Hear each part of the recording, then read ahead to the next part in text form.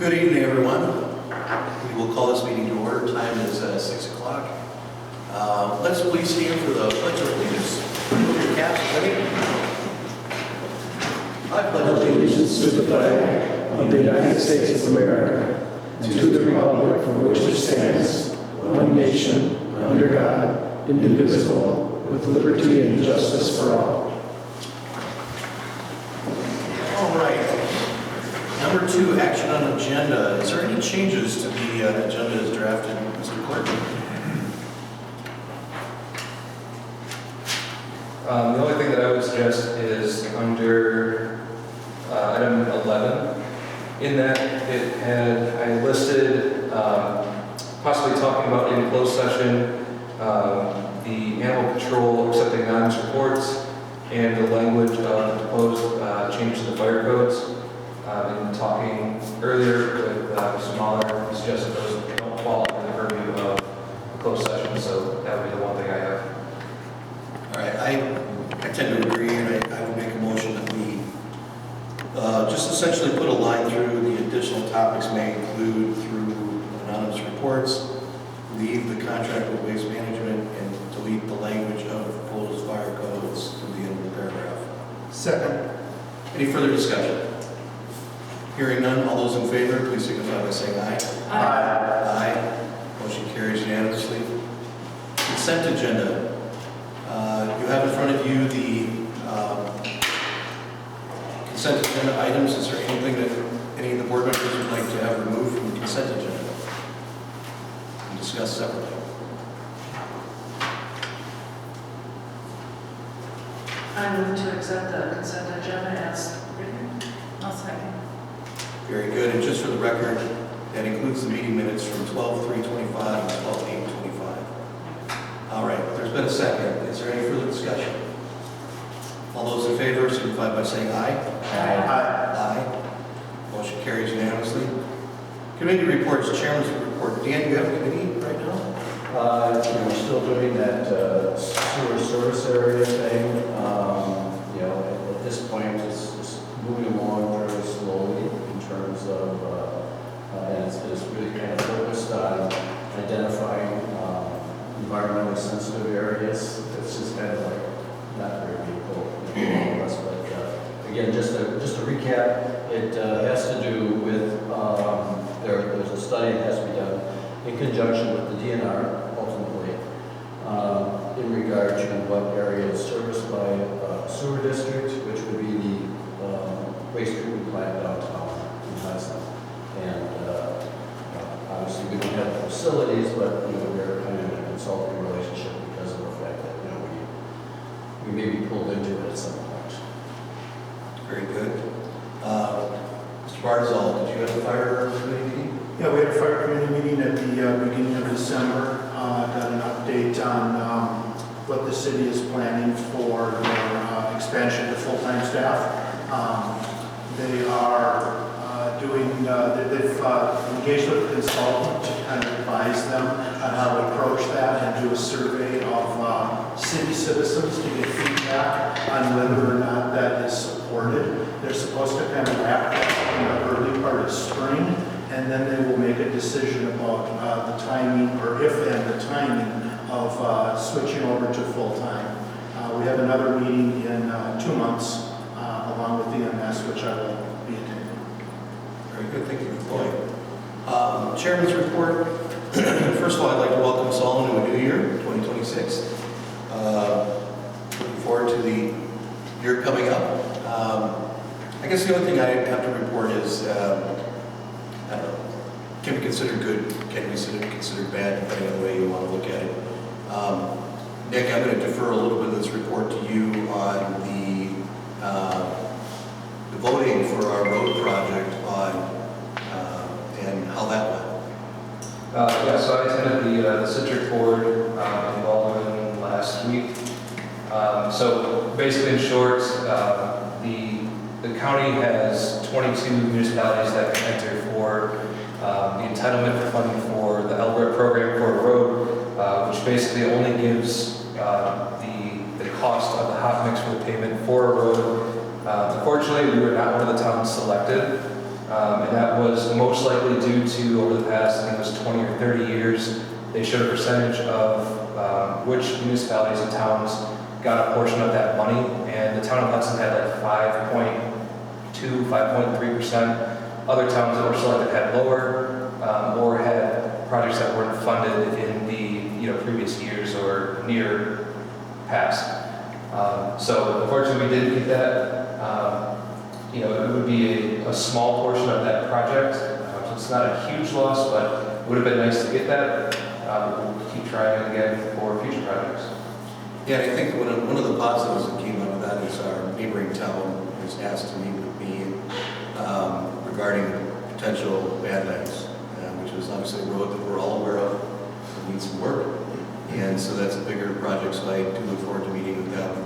I mean, at the end of the day, what it comes down to is there was, what, was it 13 projects put in and only 11 could be awarded? We didn't get one this year. And the only reason I say is maybe that's not all that bad news. Obviously, our budget is going to be a little better then, but unfortunately, the road probably isn't going to get done because that's more, but it's something to do later. So like I said, good and bad, I guess, but it would have been nice to have. It's just we were at this time. So. And just so that everyone is aware, on the Badlands Road, our dream, if you want to call it that, is that it would be improved up to county standards and county road, and it would be county's jurisdiction. The only other thing I have to report is that I've had a lot of calls over, since our last meeting. We've had a lot of weather.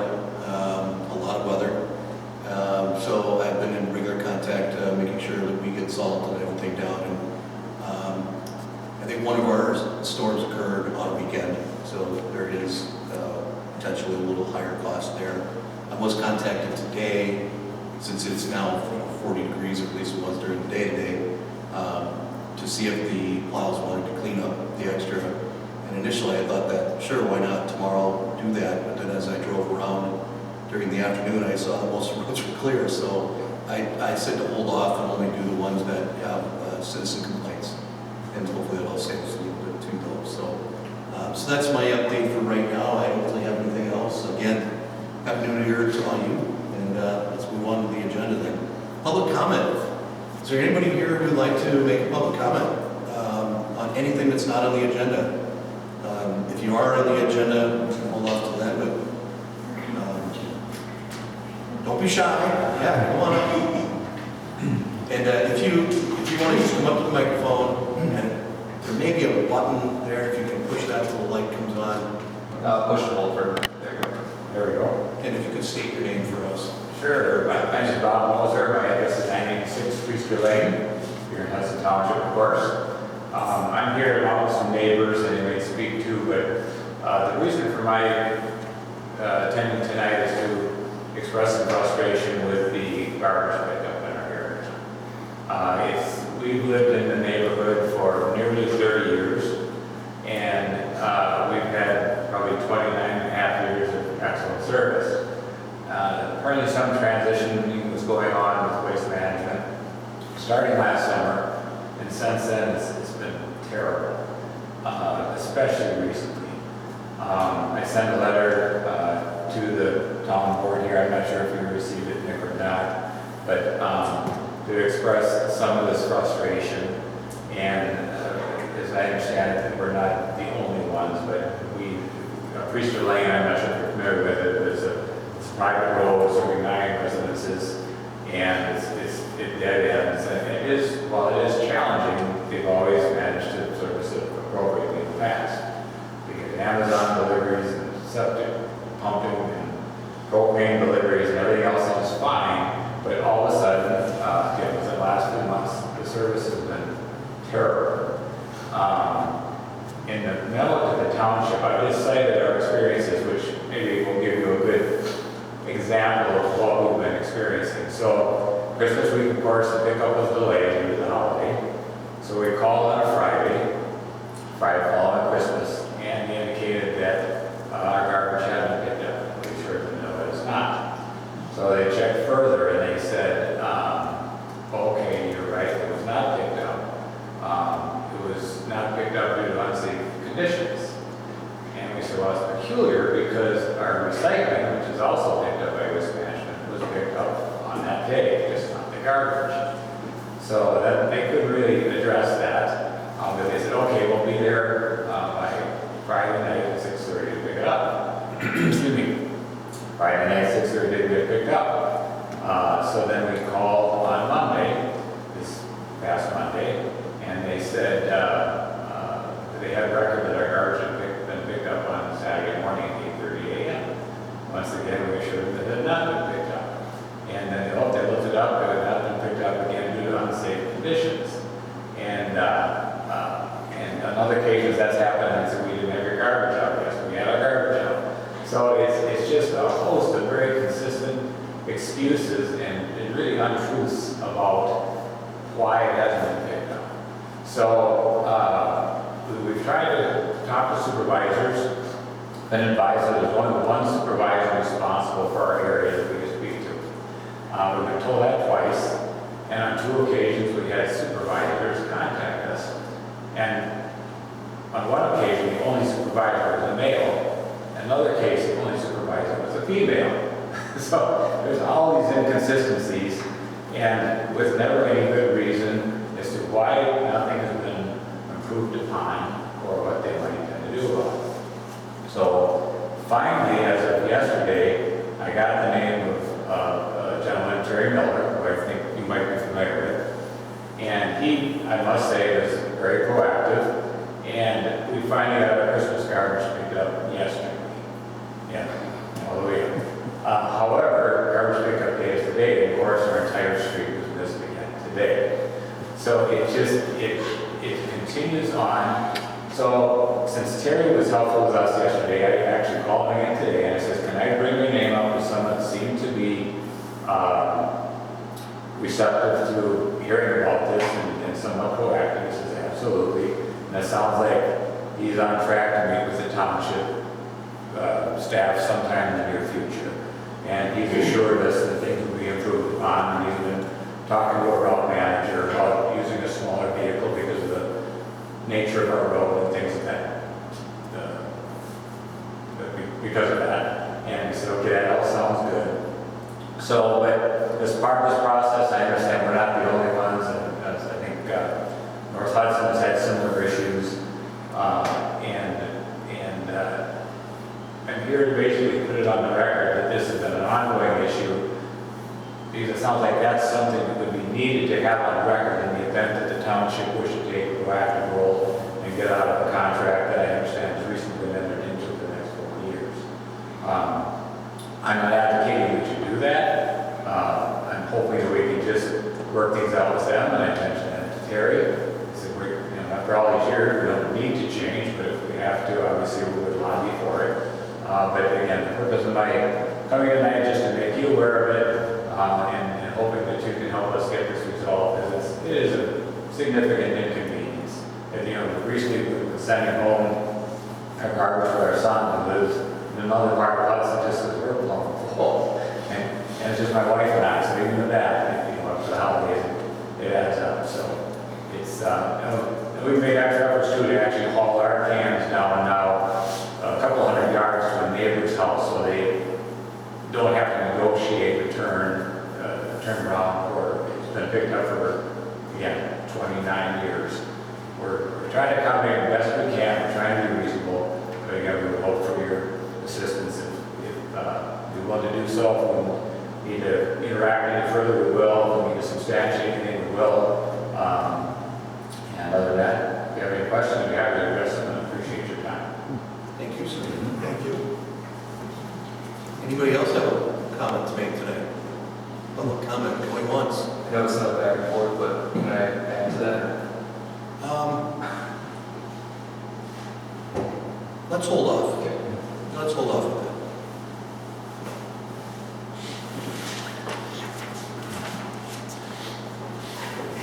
Craig White, T31 Kelly Road. I was going to talk about waste management also. But I have nothing but good news, but yet I really feel for the people that have had a bad experience. And I would applaud working with the few complaints that you had of others in the town and working with them to resolve that. My experience in the last 33 years has been just pristine. We've had one issue over those years. I made one phone call and they took care of it. So what I would ask is that as you work with waste management, that you keep the other residents in mind that have had good experiences to maintain those good experiences as well. And hopefully you can work out the bad problems and maintain the good service at the same time. Thank you. Any other public comment? Going once? Going twice? 3 times sold. All right. Number 6, discussion action on Willow River tree brushing estimate. Susan, you want to talk about this one a little bit?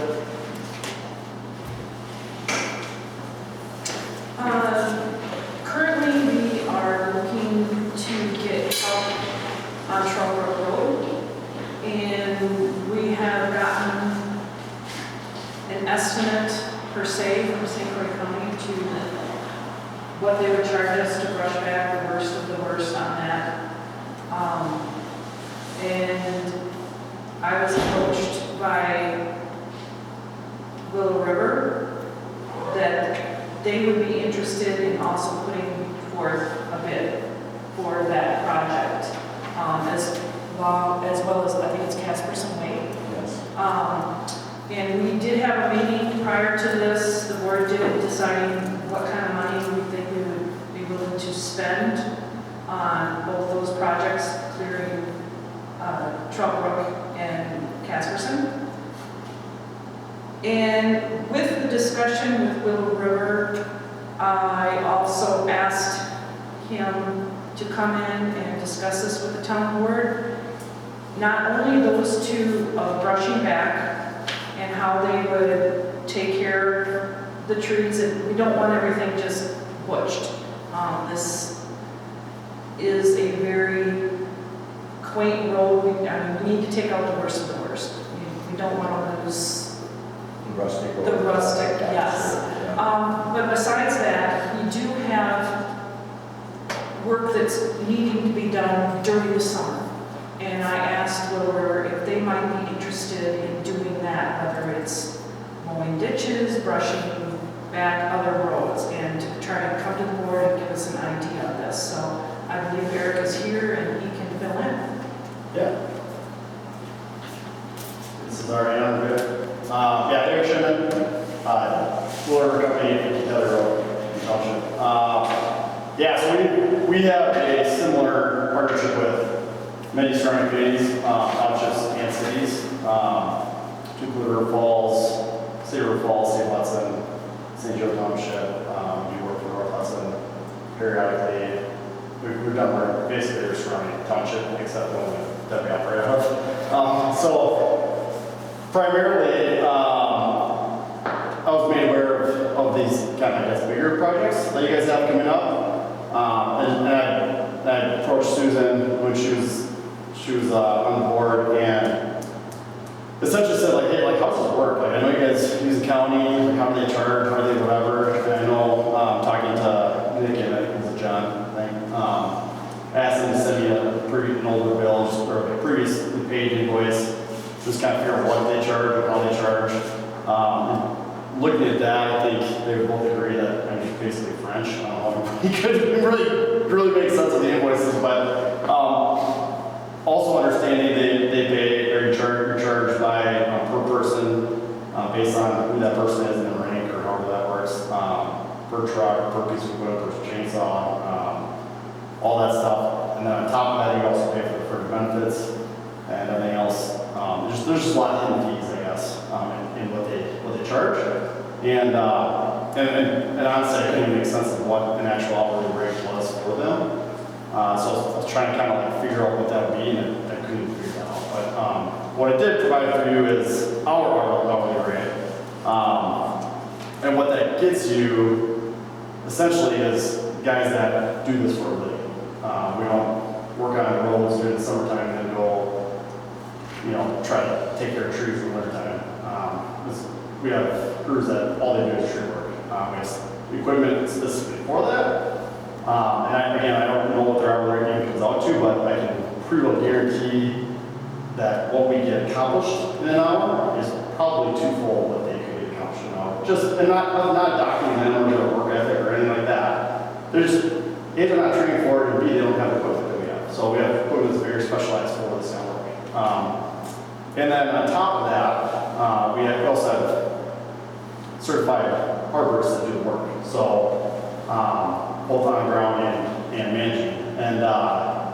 And with that being said, it's getting done. Doing tree work incorrectly can sometimes cause more problems, right? So bigger problems down the road. And so we avoid all that kind of stuff, just knowing what we're doing. And yeah, so I guess I'm here to see, I guess, what it is that you guys want accomplished and how we can help you ultimately save money. And I know it sounds like there's a budget discussed, was there not, in the last meeting? You guys have a set budget, what you're planning to really to spend between truck work and Casperson. You know what that is? It was. I don't remember what we allocated. What was the question? I'm sorry. There's a budget that you guys had set. Yeah, I think it was somewhere, it was a multiple of 3,500. I'm not sure if it was like. I want to say 14,000. Yeah, 14,000. 14,000 is what you have available to spend. Yeah. Yes, that was for the Trump Brook and split between Trump Brook and Casperson. That's what we agreed on. Sure. And the 3,500 was. That was what we were going to be charged per day. Okay, sure. So yeah, not only are we actually cheaper than that, so our $4.25 an hour is actually cheaper than that, but I'm very confident that we can get accomplished quite a bit more in a day. It probably won't take 3 days, that estimate. So, and that's the big thing, and really, I'd be willing to, if you guys are willing to, and we're right down the road, we're a call away. I don't really understand the county, I guess, relationship when it comes to like trees. I know they don't, it's not necessarily something that they do, I know they will do it, it's not what they do, but it is what we do, and we could, I'd be more than happy to take care of all, whatever tree care needs you have. If a tree blows over on the road and, hey, give us a call, we can take care of it and get off the road, cut it back. And the other thing too is we have the ability to fully remove all of it. I know the county, again, I'm not trying to badmouth them at all. Obviously, their relationship with the township is important, and they do a lot of good things. But when it comes to tree care, I mean, multiple times you see them come through a job. Take Trouble, for example, from the storm last year. That didn't take care of until 3 weeks after the storm, I think. And then when it did, there was a bunch of stuff kind of diced up and just thrown in the ditch and left. It's like, I mean, I don't know if that's maybe that's what you're going for, but I feel like we could probably clean up and spin it a lot better, to make it easier on the boat crews coming through afterwards, take care of stuff and not running into logs and things like that too. So, Eric, I have a question. yeah. So this came up about emergency. Do you have an emergency number? So say that our chairman gets a call that something's on the road. Would you have an emergency number for him to call? Yep. Yeah. To So come out and immediately do that, because that's what Yep. we do have in St. Clair County. yeah, so you need my cell phone. So you get my cell phone or we have a project manager. So you get 2 numbers. Try me first, which I'm available 95% of the time. And then if I'm not, we have our project manager leads all the crews. Also lives in Hudson, regularly available. You go to him next. So, but yeah, we like I said, I mean, you can talk to references if you want. We have never had an issue with response on anything or else. Okay, this comes back to my background. Do you have an emergency protocol as far as lighting, flashing lights, things for, this happens during the dark. Yes, so that, traffic control is where I'm heading, is traffic control. Absolutely, yeah, and we've followed the proper signage and everything. So we have industry standards we follow. Yes. You were working on Paradise today, weren't you? We were, Yeah, because I saw the flashing lights and and goals. traffic, yeah, it was fine. I do have a question though for our legal counsel. Since this was budgeted for over $10,000, is this something that we have to do a competitive bid process for? We should put it out for RFP. We don't have to do a formal public bid. Okay. Typically, you put a notice in the paper and you put it out there.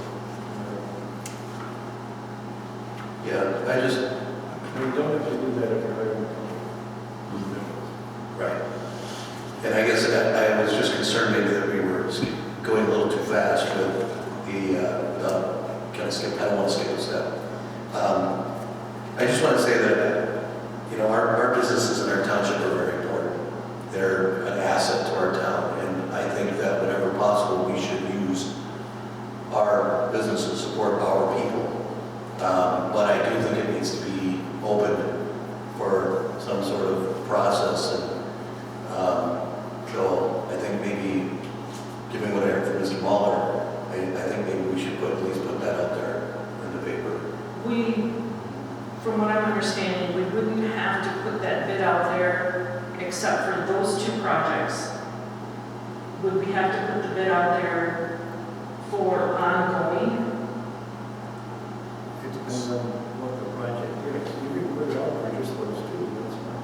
Right, what I'm getting at is for ongoing things that, in the past, St. Croix County has done the mowing of the ditches.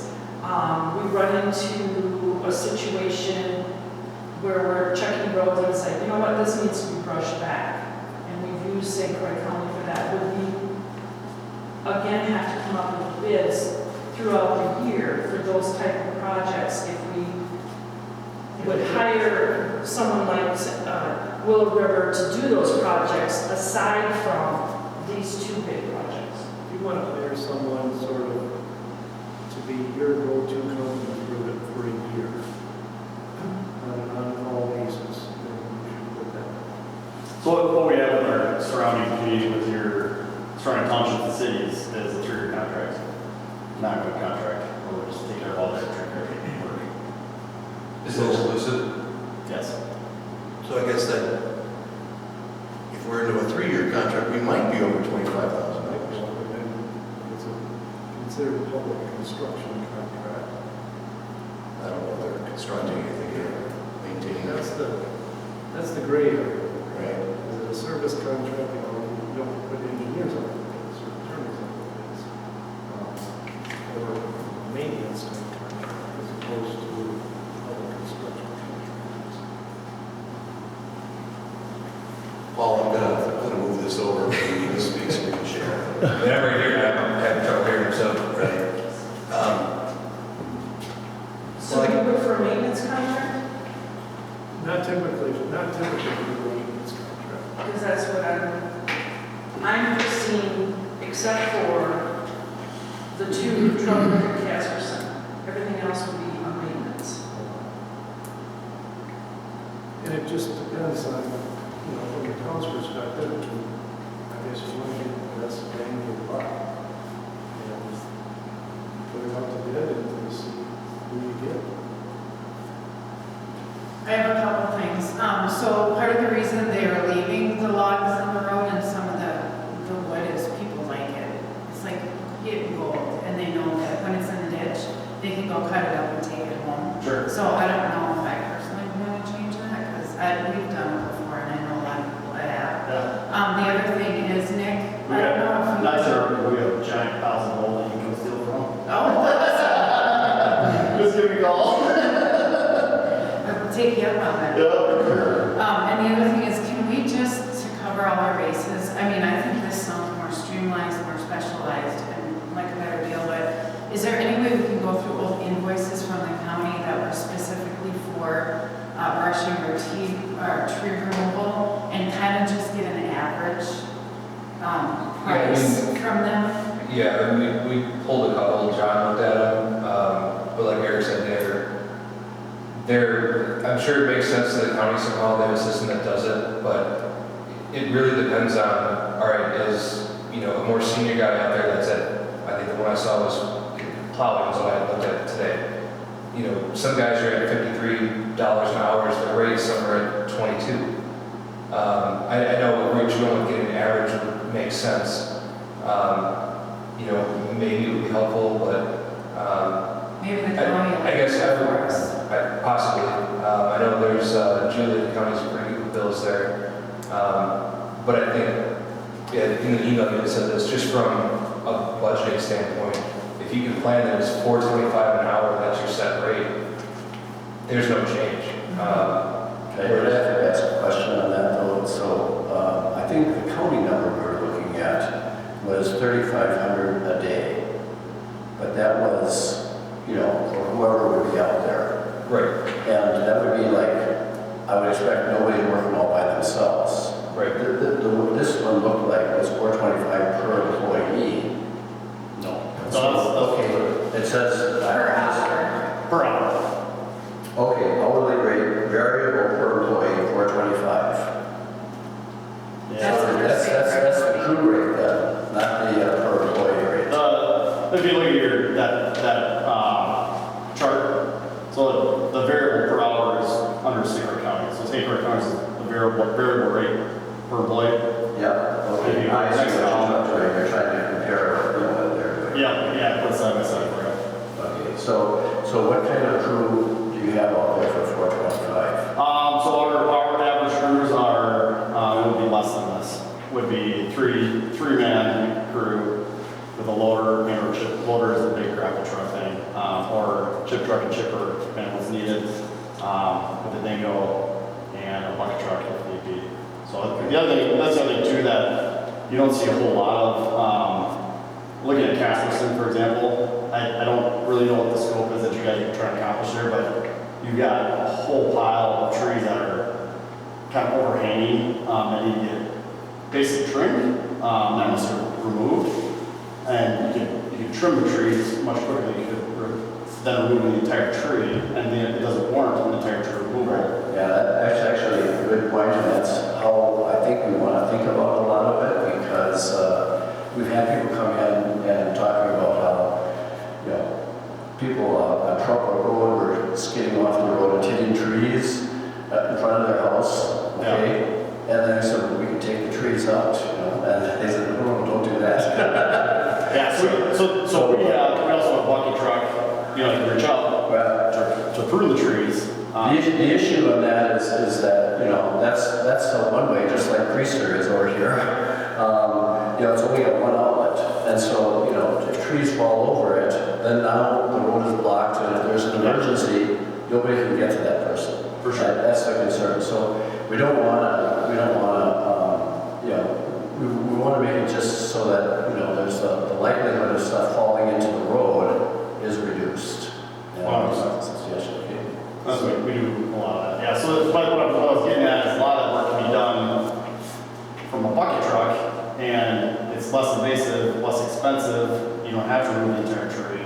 Yeah. The county doesn't have that ability to do that. So if they were looking at that, they would say, well, this tree, a third of the canopy is overhanging, it should go, but they have to take the whole tree down, because all they do is cut from the base and remove the whole tree. So yeah, there's a lot of things like that.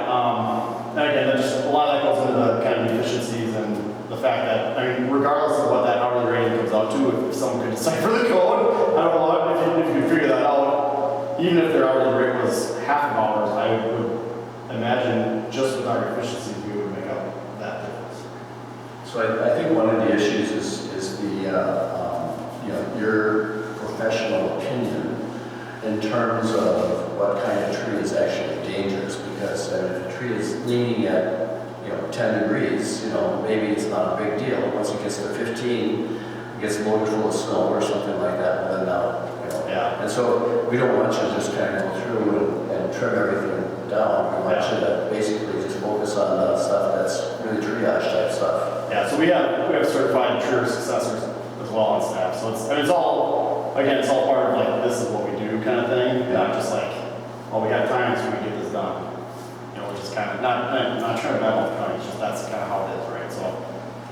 So yeah, and that's the other part too, is we can do it any time of year. Like we're not pigeonholed to having to do it in the winter time because that's when we have time to do it. You know, if I don't know what's going to happen with the whole truck road, I know the bridge is getting redone, but let's just say the road was shut down because the road put the bridge down. You have to literally shut down the road. Well, we can do it during that time, in the summertime when the road's shut down, and we don't have to worry about traffic and anything else, and then be more efficient.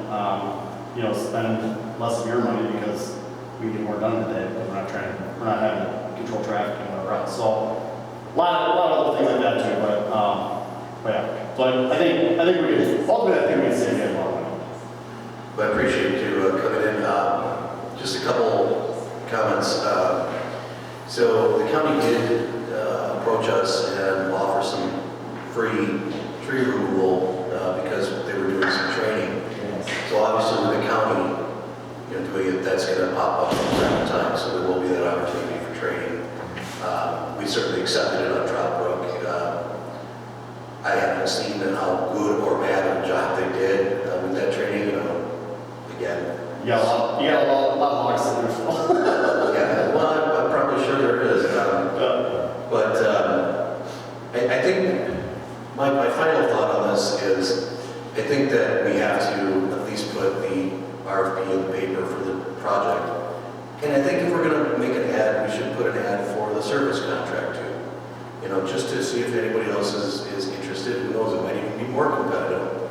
I don't know, but then we're complying with our obligations of government. And again, I'm not trying to slow this down for you, I'm just trying to do it right.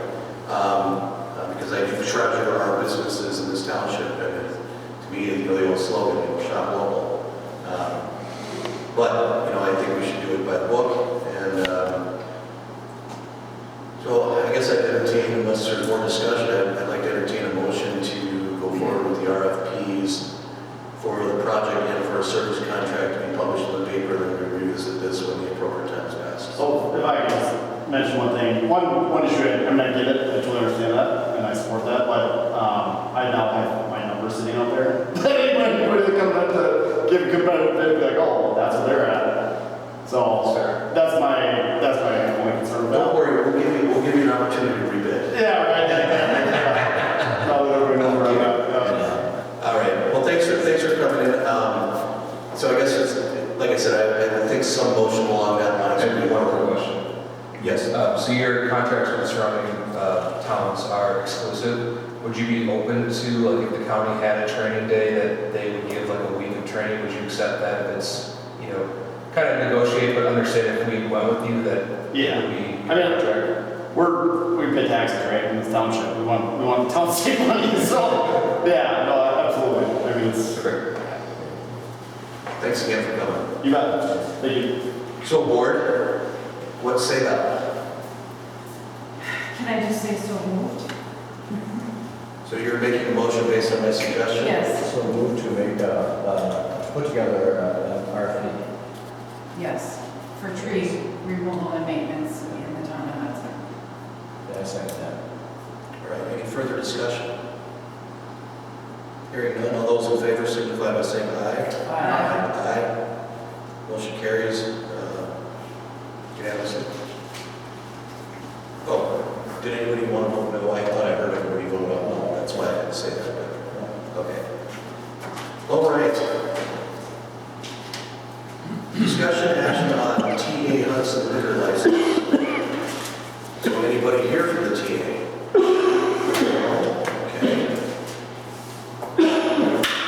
Mr. Clerk, what do you know about this? All right, so this TA off of Highway 12 and Brackey Road, I still don't know how to say that road name. They have changed ownership, so it's an LLC out of Nevada. They bought a bunch of TA centers across the country. They submitted a license for their tobacco and a liquor license. In the packet that you have, they sent over the surrender of their current liquor license license. The sale of the gas station itself, I think, happened around December 17th or 18th.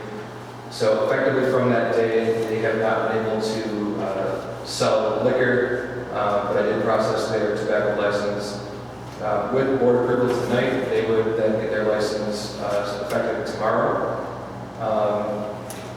They, as far as I've seen and reviewed, they've sent the correct information. They've had good back and forth with their citing their location manager. They're very responsive to any questions you might have before we get formal approval. But looking at the regulations from the DOR, it appears they've met everything. The big things, surrendering their current license, so we can give them a new one. They've paid all their fees, it's been noticed in the paper, so they should be good to go. Nick, I noted under a surrender letter that they said Class A beer license, but on the last page that shows the breakdown of what they're paying for, it's a Class A liquor and a Class A beer license. Can you clarify that, please? Yeah, so the former license was different. And so this new one is a Class A beer and Class A liquor. So what I requested was just that they surrender whatever license they currently have. And at least from my understanding, it doesn't matter if there's a difference. It's just that they are giving up what they were currently in possession of from that sale. I don't think they would transfer anyways because it's a new owner. But it was letting them know that even in this in-between interim time, they don't have an active license.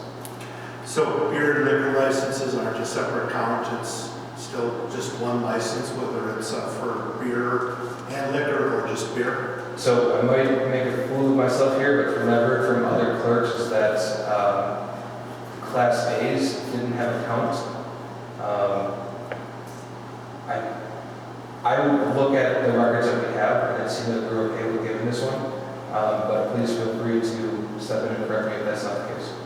This is new for me also, so that's why I'm asking. I don't know the answer. It wasn't a trick question. In Class A, from what I understand, is like away. It's for sales that walk away. It's not for a bar on site. So the number, if the question is there a restriction on the number of those licenses? There's Okay, good. And I think also that they're not getting more than what they had before. Is that correct? Well, it seems to me like if they're getting a liquor, that would be different than the beer. So before they were only able to sell beer and not wine and liquor, so there would potentially be a small ability to sell the, I don't know how much space they have in that spot, but my imagination is pretty small. But it is a slight change in the sense that with the liquor that includes wine and spirits. Not saying I don't know how I know any of that. Is there a motion here? I would make a motion to approve the liquor license for LV Petroleum LLC. I'll second the motion. All right, any further discussion on the motion? Hearing none, all those in favor signify by saying aye. Aye. All those opposed? None. Motion passes unanimously. Discussion action on 838 Yellowstone Trail building permit, missing permit, construction without a permit. Susan, you brought this to my attention, so again, I'm going to ask you to speak on it. During the week of Thanksgiving, I observed that a driveway was being put in on 838 Yellowstone Trail. Being on the board, I get to see when permits come through. I did not see this permit, so I did contact our inspection agency at that time, and Amanda checked, and there was no permit for this driveway. The building permit was still being considered, so I confirmed with Amanda that there was no driveway permit. So then we did not have confirmation that this driveway was definitely being put in correctly, the right culvert, so I asked Amanda to then call contractor and stop immediately. So they did stop immediately. By this time, the culvert had been put in and this has already been done. However, I did stop by Amanda and speak with her today, and they were coming by today to get their driveway permit. Even though the driveway has already been put in, and she assured me that when they picked up their permit today, they were going to be paying double what a driveway normally costs is $50. They were going to have to pay $100 today. But going forward, I put this in everybody's book. The inspection agency is asking us to look into how we're going to cover the issue when people have already had their home put and they're trying to put in a second driveway. And if they put this driveway in without getting a permit, how we're going to attack this, and she suggested, her and Tony, that we put some teeth into this and say, if a secondary driveway is put in without the permit, that we force them to immediately remove it, put everything back the way it was, and then continue the process to come to the town board and apply for a proper permit. But we need to have some teeth on this. This is what they're definitely having the most problems with, not with what I've seen on Yellowstone.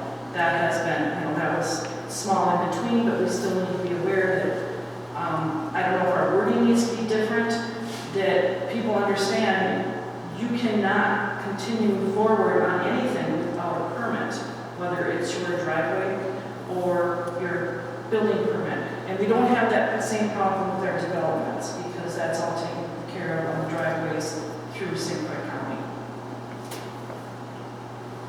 Don't we already have the ability to fine under our code? We do, and that's where that doubling the permit was. But we don't have, it's not clear on fining when they attempt to put in a secondary driveway. That's not clear in here, how we approach that. And that's where Amanda and Tony brought that up to my attention, that we need to look at this and, really put some teeth in it. That instead of just saying, oops, maybe, this is a secondary driveway, that we need to get clear about this and how we're going to approach it. I guess one question is, under the code, are second driveways even allowed? Not without permit. But people are doing it and then coming back later for the permit. And their issue is that we shouldn't allow that to even happen, that they should not even be able to come to the board to get the permit until that secondary driveway that they put in without the permit is, everything's back to where it should have been and start from scratch. My understanding is it's permit and special exception for a second driveway. Yeah, it's a special exception, and the issue really comes down to what kind of hardships would prevent a shared driveway. So if, for example, in order to access, the only other place, for a shed or whatever, you have to drive across a drain field or something like that, well then, or a train or whatever, it would say that, there needs to be another driveway. That's where we get allowed. And then plus we're also looking at the 125 feet as a guide, on it. So there have been situations in the past where the town has required people who did not, for example, they're given a permit because they're going to put a building in a certain spot, and then, in order to access that building, they needed a second driveway, and that was the only way they could get access. Well, then what they did is they never built the building. So I remember that specific case where the driveway was then required to be removed, and so the driveway was removed and everything was put back where it was before. So that's an alternative, and as you say, it is a special exception, and so it's not as simple as just making sure that they have a permit, because a permit is not automatically issued. Which kind of strengthens the argument that the default position should be if they start a second driveway without special exception and without permit, they should have to remove it. It's harsh. Yes. I would never vote for making somebody remove a driveway, not with how much they have to spend on it. I mean, I can see a fine, but I mean, how far have they gotten on this driveway that we're gonna make them tear out? I mean, I think there's a lot of civilians that probably just don't even want to need a permit, honestly. Can I get a little more information from you, Susan, on this Yellowstone, the one that started this? Was this a property with a second driveway? No.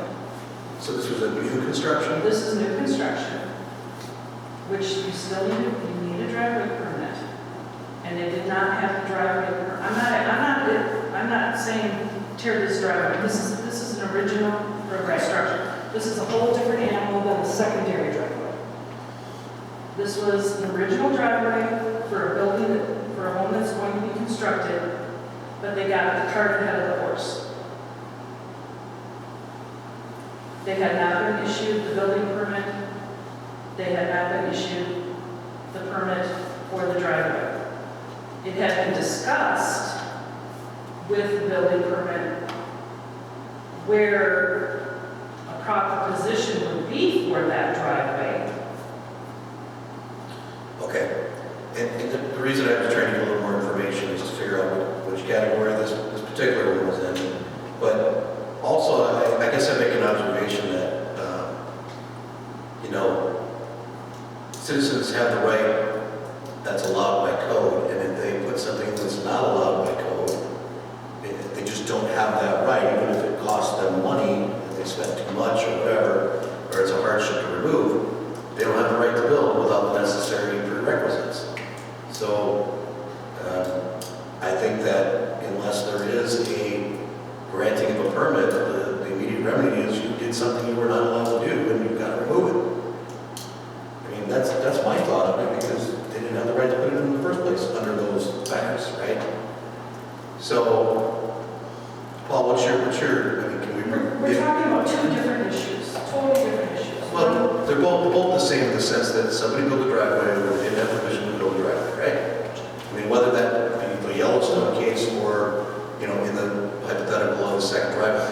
Right, so we do have a process to find and collect. But right now, we do not have, but in discussing this with our inspection agency, they brought it to my attention that I should bring it to the board that there's this other problem with the secondary that's the biggest problem. We don't have the problem with the first one, where first issued driveway permit for a building home, normally we do not. Except for this one. Except for this one. And this was done by a builder who knew better. But the secondary one with building a secondary driveway is where our inspection agency is finding the most problems, and they would like this board to address it. So, here's my take on the secondary driveway, and I haven't looked at the code for this issue, but typically what I see is you're allowed one driveway per lot, and if you want a second one, you apply for a variance or a special exception, whatever you want to call it. And in those situations, you have to show that there's a real need. It's not just because we want two driveways. And if people don't go through that process, then I think it's a legitimate request from the town to tear it out. Now, that being said, it sounds like this Yellowstone one, these people had, tell me if I'm wrong, it sounds like they had talked to the building inspector. They had the location for the driveway approved, and it was, paperwork didn't get done in the guy's circle. I think that's a separate situation. But we can certainly look at the code, and I've had cases where other municipalities that I represent on the client side, they're putting too many driveways, and that's what they want. They want to pour out. So I think the first topic, I think your question is if somebody doesn't get the permit but it's, kind of the standard driveway that you would expect and everything looks fine, that permit normally is $50. So we have a clause that allows us to charge them up to $500. So the question is on that is whether or not we should look at that to see whether or not that actually provides enough incentive for somebody to get their permit. Because if it goes up from $50 to $100, it's like no big deal. So that's one issue. Okay. So then the second issue is, we do have a new inspection company. Maybe they're not familiar with the fact that we've had driveways that have been pulled out.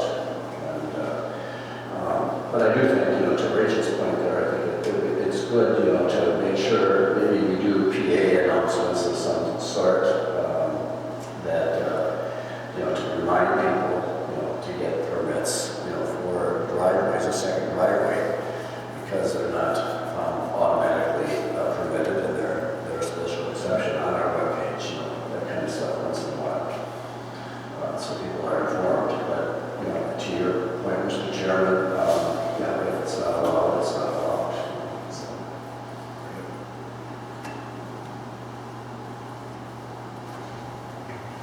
All right, I think to summarize, basically, we have a mechanism right now that is double up to $500 for, if everything is essentially normal and, okay, fine, have your permit, you started early, you're paying double up to $500.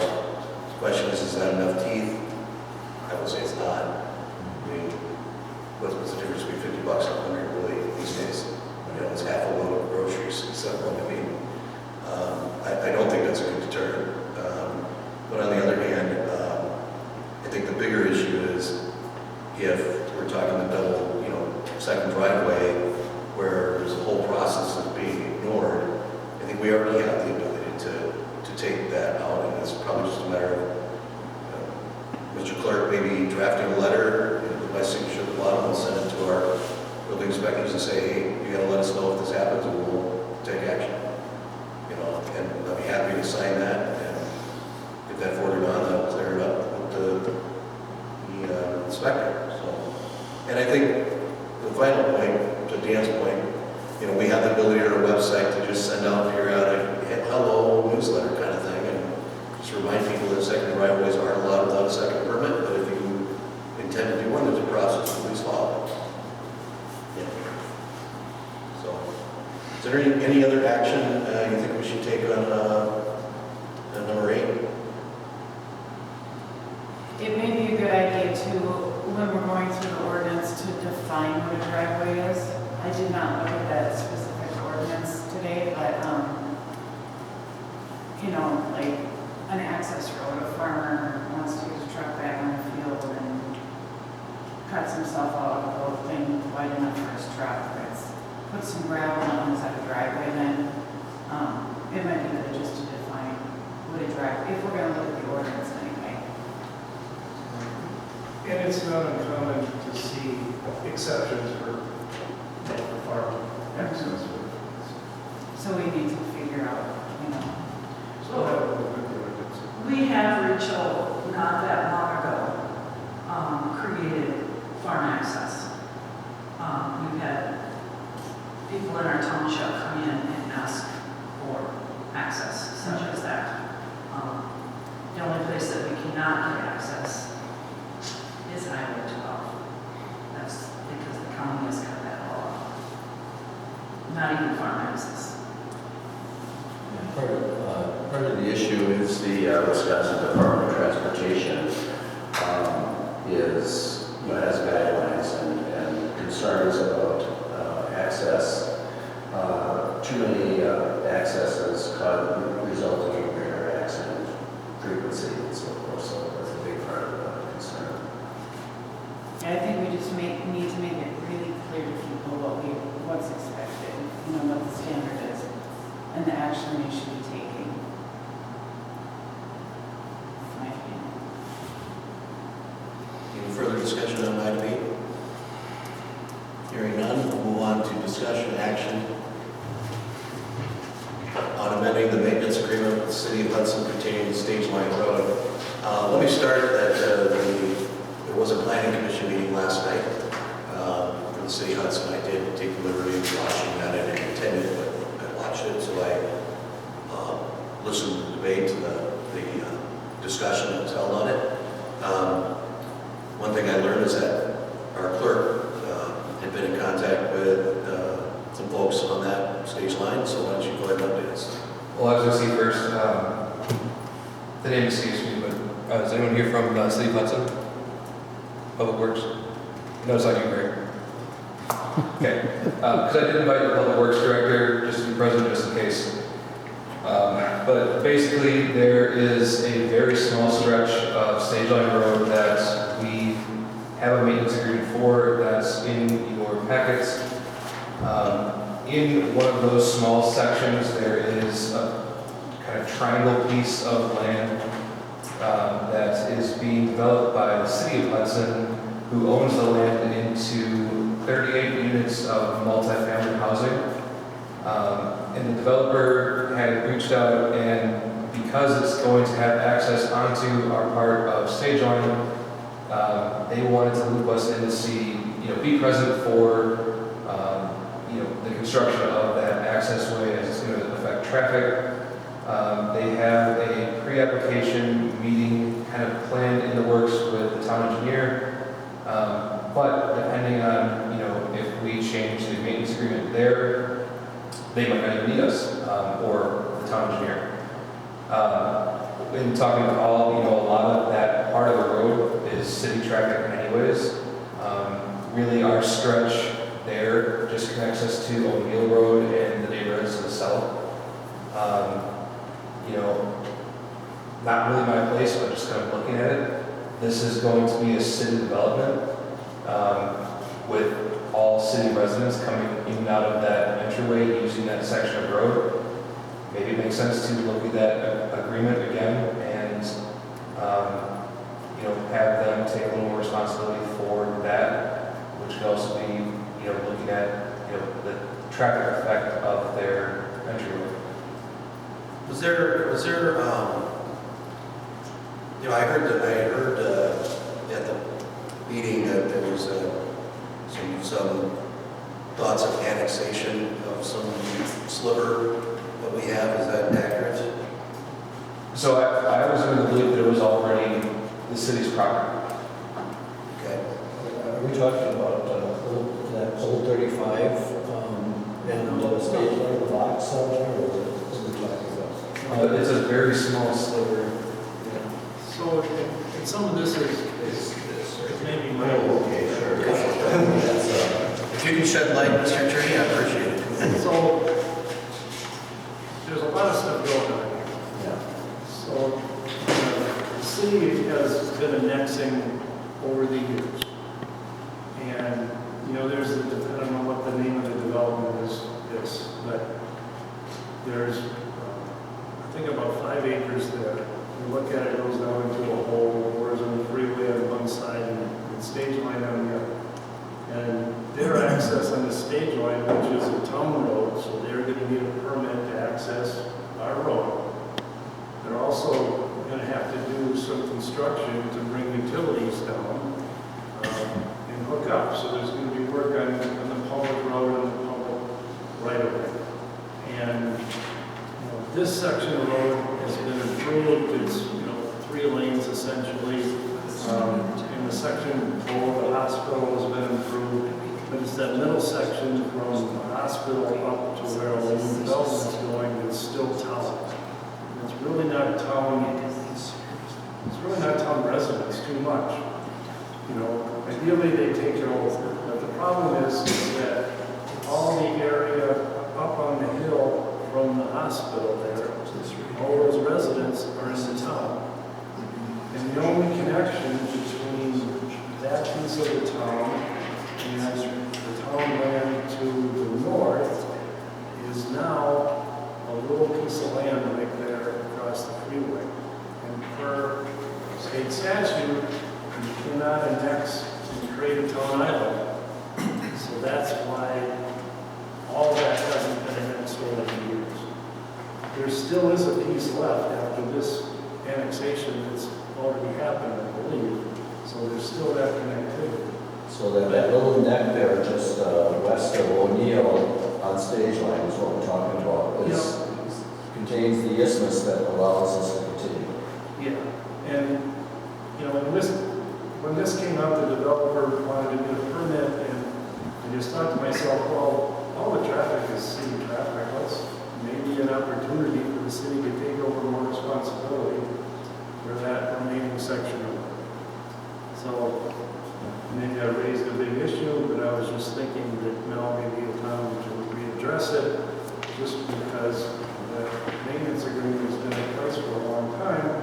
Before, a lot of the development that's gone on, to the south of the corridor is taking place. They've also recently, maybe a year or so, annexed another part off of Stage Line, which is right to the west of Highway 35. So they've got another new development there. That used to be part of the town, so now we don't have any road down on that end of Stage Line until you get across 35. So the agreement that we have in place shows that we're responsible for a portion of the road now that isn't even in the town. So it's a chance to have a discussion with the city. Yeah. So I think what you're kind of proposing is that we would, maybe from O'Neill all the way to 35, that would go into city responsibility. They would Makes just sense. maintain that, that there's a similar agreement in Carmichael going north up to W, the city, and there's an agreement on Old 35 that the town and the city has for shared. Yeah, and those are newer, so maybe we should reach for those out as templates. Yeah, and this is an older one. It just makes sense for the city to do it. They've improved this whole section and this whole section, and the remnants sitting there. But the developer's going to have to come to the town to talk about, the connectivity and, some assurances that we're going to tear up town road, we're going to put town road back, whether that's a development agreement or that's some financial security as well. That's sort of where we're at between Eric talking to the developer and me commenting on some emails. Yeah, and I would think that the city would want to be part of that so that it's up to city standards, so that it's a smooth transition as much as possible. Maybe not. I don't know Maybe about it's here. Yeah. I'm not going to guess about them. So All right. Paul, would your firm then rewrite the new contract? Yeah, we would work with the city to review that, sure. Yeah. I don't know if they're willing to have that discussion, maybe. Well, we've already also had discussions of the fact that we need to broaden O'Neill Road because it doesn't meet town standards even at this point. So it was too narrow. All right, so what I'm hearing is that you're already involved with this, and so I think that we should authorize our town attorney to reach out to the city, its engineer, the developer, whoever you need to coordinate with, and get us a proposed solution that puts us in a good spot. Yeah, and then also when you brought up O'Neill Road, how that would affect us going forward when we would want to redo O'Neill Road, where that would be butting up to Stage Line then, how would that affect us? I guess it depends on how many changes you would make to O'Neill. That's been there a long time, and it's all developed there, so you're not going to get more traffic. But I guess if we, going forward, would speak with the city about taking over that. We're taking over the maintenance, not necessarily the jurisdiction. Big difference. All right, so is everybody comfortable with kind of what I propose is that we let our attorney continue to work with the affected parties and interested parties and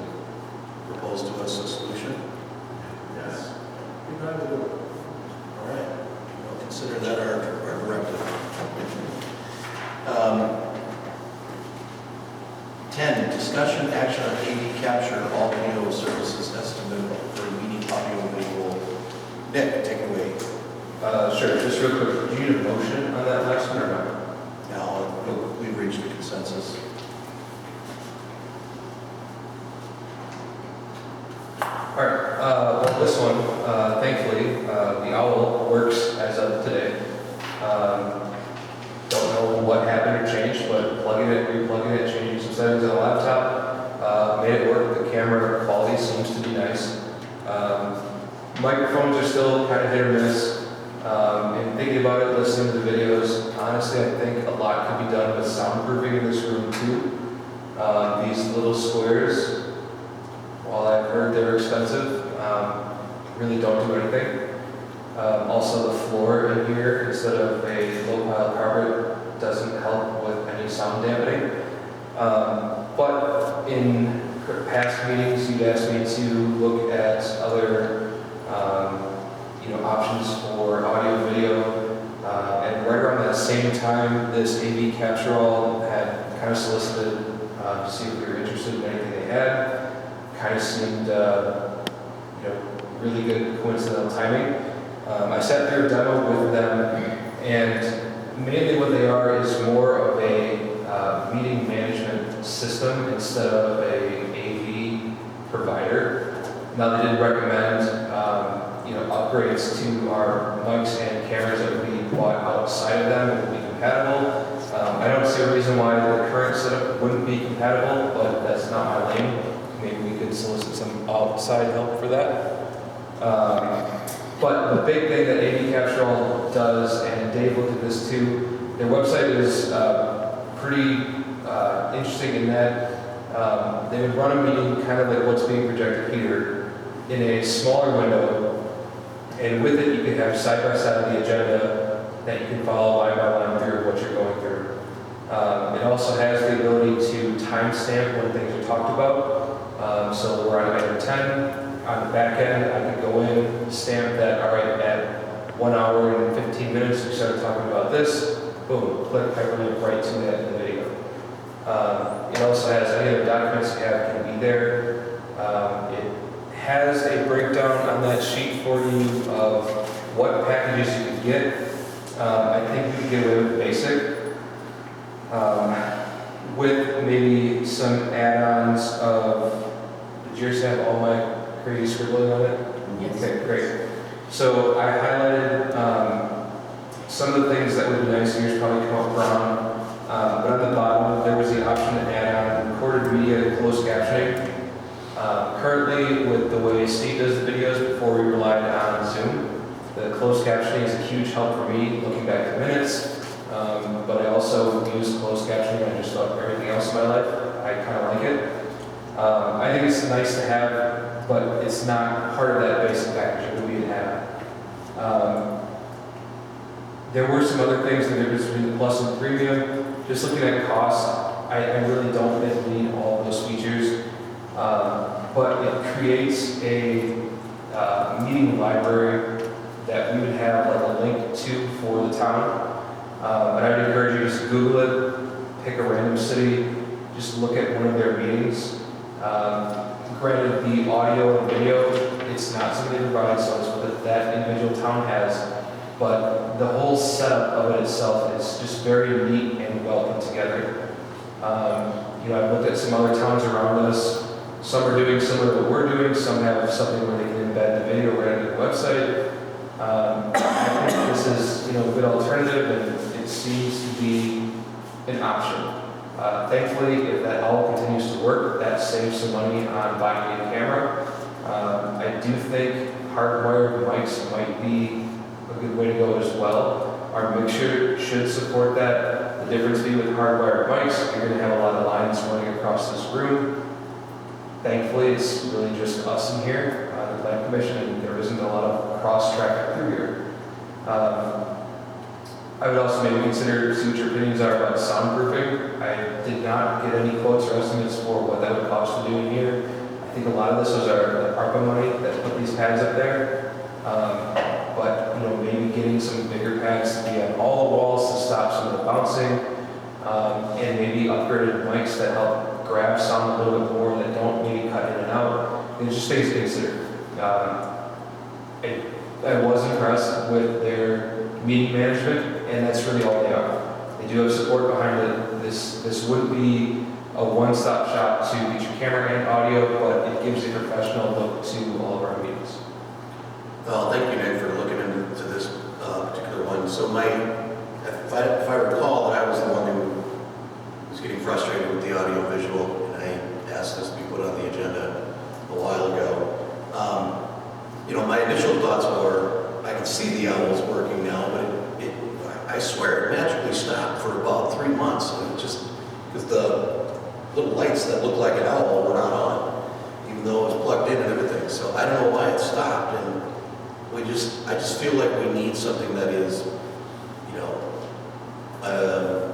newer, up to date. Our IT person, Tim Whiteside, had told me that the owl will eventually here become unsupporting with what we're doing anyway. It's a little bit older technology that is going to be phased out. So my initial thing was, look, let's just find the next generation of owl equipment, maybe coupled with some microphone improvements.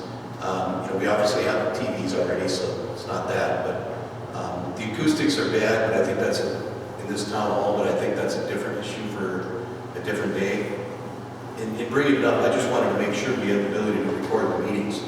The other thing to consider is our website is the town web group, and that is where our links and meeting minutes and our historical archive is. So I don't know if AV capture services will be compatible with town web, and that's really important to figure out, because town web may say, no, that's not something we want to be competitor. I don't know if they are, but they may say, no, you can't put that on the web. And every time we have to add something like that, it costs us to have it added anyway. So I guess At least from what I've seen, of the couple times I looked at their using AV Capture, it's not replacing their town website. It's coming almost as a hyperlink out to your town's website within AV Capture. So it wouldn't replace our town's website, and it wouldn't directly sit on our website. The link would. Does that make sense? Yes, I do understand now what you're saying. All right. Nick, can I ask you, first, I see the video conferencing isn't included in the basic price. I think that would be something really important to have, because I mean, even if you have a speaker or somebody that needs to do a presentation and they can't be here, then they can still participate in the meeting. Obviously, the board members could participate if they had to do it remotely. The other thing is, so I see the basic is $250 plus is $450, and premium we would never do, most likely. You have $350 a month written down. What add-ons were those?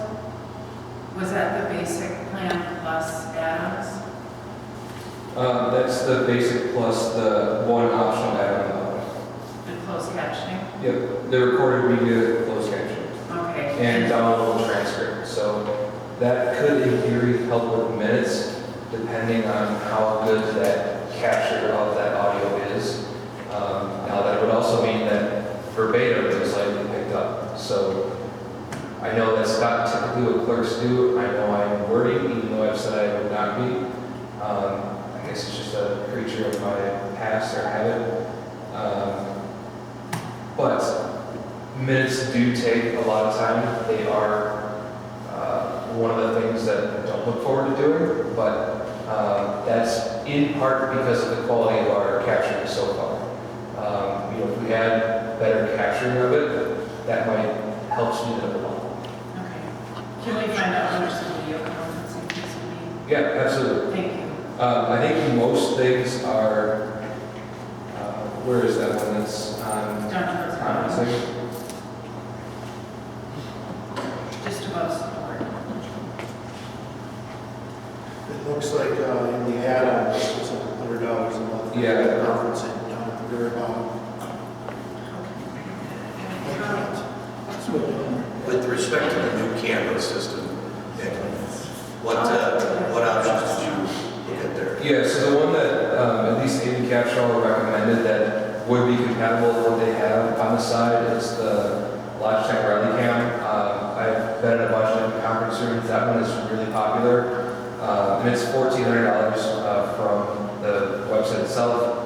I think Quill had the same price on it. So really not too bad as far as what it would cost to upgrade what we have. The mics would probably have to look at, I believe these were like a proximity mic. They're not a gooseneck like this. And they were, you know, for $8, I estimated about $1,000. To get a wired gooseneck mic like this, I think it's about the same price, maybe a little bit cheaper.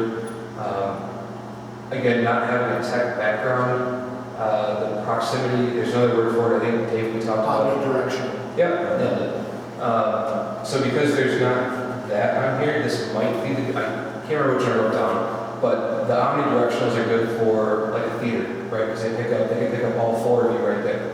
Well, that's hard if you're going to try to get a transcript going, can't differentiate who's talking. Whereas this, you can turn it off, you won't pick up someone else talking with you. If you have to make a comment, you can turn your mic off, have a comment to each other, whereas the omnidirectional is going to grab all of that. So maybe it's again, working back with AV Capshaw, if we do decide to go with them, they are very knowledgeable about it and could give insight of that. But coming back to the camera, I think that Rally Cam looks like a really good option. I don't think 1400 is a crazy amount for a camera that can do the same thing Owl does. It will swivel to the top of the speaker. It's multi-directional, it can be mounted on the ceiling. I don't know about if it can. So basically, it sits kind of like on a pedestal, sits above it, and swivels this way. I'm not sure about up and down, or if it would be on the ceiling, it could swivel to the podium. But if it's sat on the middle table, it can definitely spin and capture. Have you talked to Tim Whiteside about the Logitech Rally Cam and whether it would be compatible? I am. I'd like you to do that. Yep. Because I can't remember if that was the exact camera you recommended, but I know you recommended a couple to replace the Owl. I want to say thank you for getting the Owl to work again. Whatever you did, unplug it, beat it, I don't know. It's nice to have this back. My biggest concern, folks, is just making sure that we have a reliable, every single time works meeting that can capture multi-people talking so that it's not me looking at this camera the whole time. And then, just my personal opinion, I hate these microphones. I do. I don't like them. They fail too often. The batteries run out all the time. And I think something hardwired. I think the problem is when we have election times, all that's going to have to be put away because we can't have people walking over that. So there might be an additional setup, not expense, but burden. Well, I appreciate your report. I'd like to see you talk to Tim Whiteside to get a specific opinion on Rally Cam and get his opinion on, Other camera alternatives. other camera alternatives that might even be more inexpensive. I don't know. I doubt it. But and really just ask him a little bit about this EV capture as well to see if he's aware of some other potential competitors so we can get the best price. And I think this is a great start. This is exactly what I was looking for you to start. But thankfully, because the Owl is not working again, I think we're not as critical of a stage. So I'd like to maybe revisit this in a month, as an update to the cameras. When you meet with Tim, I'd be willing to meet with you if you want another set of eyes and ears on the conversation. If not, that's fine too. But just let me know if you want me to. Excuse me, if you want me to be involved. It's fine because you're volunteering for another committee. Does AV Capture, do the install them if we get hardware mics? We could. We also asked Tim about that too. Okay. The hardware mics, I don't think are that hard. They do have adapters that would possibly fit the mixer. I would be willing to bet our mixer should be good for that. That seems sufficient to handle, the 6 or 7, 8 mics we have out here now. And that's a big cost. And saving that. So whatever we use, I'd like to continue using that, because obviously it does work. It's already piped into our ceiling sound. And going with, similar style like these, just hardwired, it would be the same thing that plugs into, these in the back, and you just have the 1 or 2 cords running from each.